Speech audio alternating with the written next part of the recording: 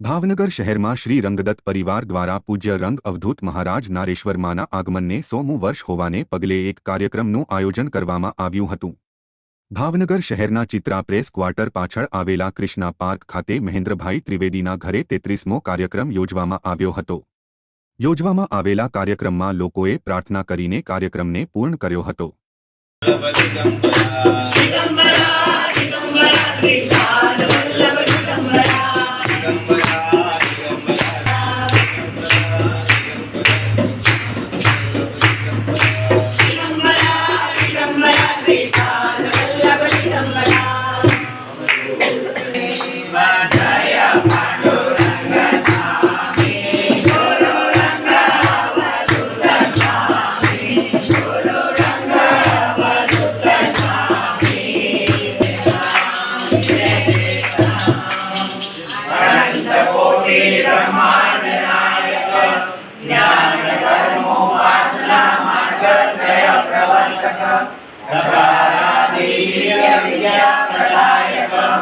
श्रीमद्दत्तात्रेय